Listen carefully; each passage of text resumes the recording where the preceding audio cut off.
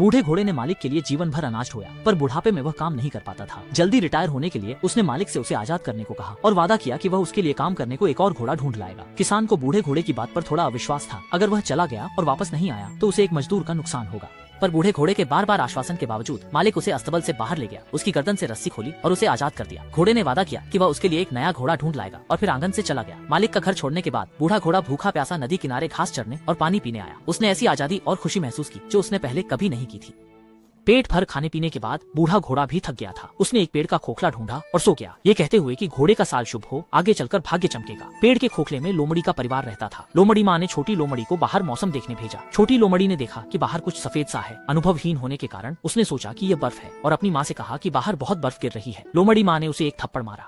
अभी तो भरी गर्मी है, बर्फ कैसे गिर सकती है। उसने दूसरी लोमड़ी को भेजा। उसने भी बाहर भारी बर्फबारी देखी। मादा लोमड़ी से रहा नहीं गया, वह खुद देखने गई। सच में एक सफेद चीज थी, पर चालाक लोमड़ी को कुछ गड़बड़ लगी। उसने गुफा के बगल में एक और छेद खोदा और बाहर निकली। सामने एक बड़ा भूरा घोड़ा था जिसने उनका बिल बंद कर रखा था। लोमड़ी ने घोड़े को मरा समझकर पूंछ से घसीटना चाहा, पर वह इतना भारी था कि हिला न सकी। इसलिए मदद के लिए पास के भेड़िए के ठिकाने पर जाकर दरवाजा खटखटाया। भूरे भेड़िए ने पूछा कि वह उसे क्यों परेशान कर रही है। लोमड़ी ने सच बताया कि उसके घर के सामने एक मरा हुआ बड़ा भूरा घोड़ा है, पर वह उसे अकेले नहीं खींच सकती। उसे भेड़िए की मदद चाहिए और घोड़े का मांस बराबर बांटा जाएगा। यह अच्छी बात सुनकर भेड़िया तुरंत मान गया। फिर वे दोनों लोमड़ी की गुफा के सामने आए और सचमुच उस घोड़े को देखा। वे दोनों मिलकर घोड़े की पूंछ पकड़कर गुफा के मुहाने की ओर खींचने लगे, पर घोड़ा इतना भारी था कि कई बार कोशिश करने पर भी वे उसे हिला नहीं पाए।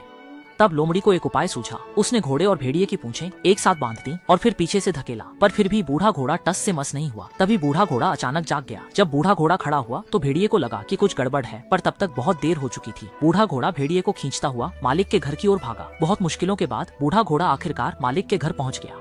मालिक ने आंगन का दरवाजा खोला और बूढ़े घोड़े को अंदर आने दिया। मालिक को इस भेड़िए को देखकर एक तरकीब सूझी। उसने भेड़िए की खाल बाजार में बेची और उस पैसे से एक और घोड़ा खरीदा, जिससे उसका काम का बोझ कम हो गया।